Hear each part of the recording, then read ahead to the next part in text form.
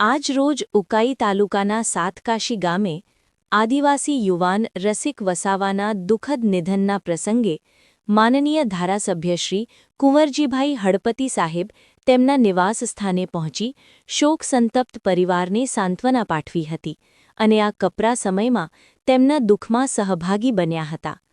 આ વિપરીત પરિસ્થિતિમાં પરિવાર સાથે ઊભા રહી સહાનુભૂતિ વ્યક્ત કરતા સાહેબે માનવતા, સંવેદના અને સેવા ભાવનાનું અનોખું ઉદાહરણ પૂરું પાડ્યું છે।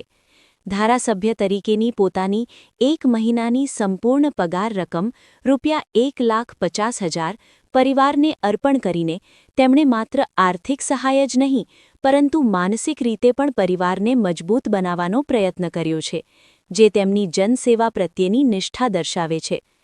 કુંવરજીભાઈ હળપતિ સાહેબ હંમેશા જનતા વચ્ચે રહી લોકોના સુખ-દુઃખમાં સાથ આપતા સચ્ચા જનનાયક તરીકે પોતાની આગવી ઓળખ સ્થાપિત કરી રહ્યા છે। તેમનું આવા પ્રસંગે વ્યક્તિગત રીતે હાજર રહેવું અને સહાય કરવું એ તેમની જમીન સાથે જોડાયેલી નેતાગીરીનું જીવંત પ્રતિબિંબ છે।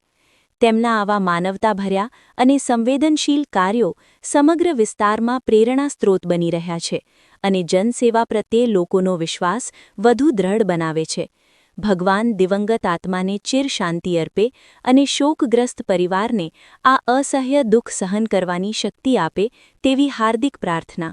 સાતકાશી ગામની અંદર 3 વ્યક્તિઓ જંગલની અંદર ગયા હશે હોળીના તહેવાર નિમિત્તે અને એ દરમિયાન જંગલ ખાતાના અધિકારીઓ 3 વ્યક્તિઓને પકડવામાં આવ્યા હતા અને પૂછપરછ કરી થોડી નાની મોટી ઈજાઓ પણ એમને મારવામાં આવ્યો હશે એવી ઘટના મને સરપંચશ્રીએ ફોન કરીને જાણ કરી હતી।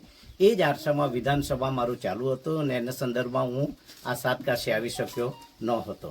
હવે જે વાત રહી છે ઘટના જે બની છે એ ઘટના શિયાવડી જે આવે છે ને એ શિયાવડીના કાંટા ઉપરથી એમને પકડી જવામાં આવ્યા હતા અને પછી ત્યાં કંઈક જંગલ ખાતાવાળાએ થોડું નાની મોટી ઈજાઓ કરી હશે અને એ ઈજાને કારણે એમને ધરપકડ કરવામાં આવી ત્યાર પછી લગભગ 21 કે 22 દિવસ પછી આ છોકરાનું મૃત્યુ પામ્યું છે। જી, આમ આદમી પાર્ટી અને કોંગ્રેસ દ્વારા જે આક્ષેપો કરવામાં આવ્યા છે કે જંગલ ખાતાના અધિકારીને મારવાથી આ છોકરાની મૃત્યુ થયું છે ને સરકાર એ બાબતે કોઈ ધ્યાન નથી આપતી, એ બાબતે આપણે શું કહેવું છે?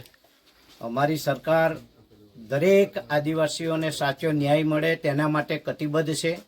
આ વિસ્તારના ધારાસભ્ય તરીકે પણ હું પોતે કટિબદ્ધ છું। હર હંમેશના માટે કોઈ પણ ગામની અંદર નાની મોટી ઘટના બને ત્યાં કુંવરજી હળપતિ પહોંચે છે। અત્યારે પણ હું પોલીસને આખી ટીમ લઈને અહીંયા આવ્યો છું।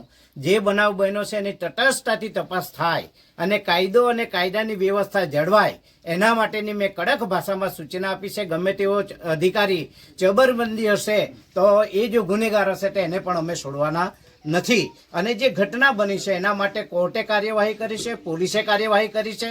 આગામી દિવસોમાં કોર્ટ દ્વારા એની કાર્યવાહી ચાલી રહી છે અને અત્યારે પ્રાથમિક તારણ એવું આવ્યું છે કે એનું ગળમાં ગુંગરાઈ જવાને કારણે એનું મોત થયું છે। પણ એફએસએલમાં રિપોર્ટ જે છેલ્લો આવશે એ એફએસએલના રિપોર્ટના આધારે અમે કડકમાં કડક કાર્યવાહી કરીશું। હા, બીજો એક સવાલ તમે કર્યો હતો કે ભાઈ સાતકાશીની ગામની અંદર ગઈકાલે જ એક શ્રદ્ધાંજલિનો પ્રોગ્રામ હતો અને શ્રદ્ધાંજલિના પ્રોગ્રામમાં કોંગ્રેસના ધારાસભ્ય આનંદ ચૌધરી, કોંગ્રેસનો ધારાસભ્ય વાંસદાનો અનંત પટેલ અને ચેતર વસાવા અહીંયા આવ્યા હતા અને ગામના લોકોને એકઠા કરીને આખા ગામને ભડકાવીને ગયા છે।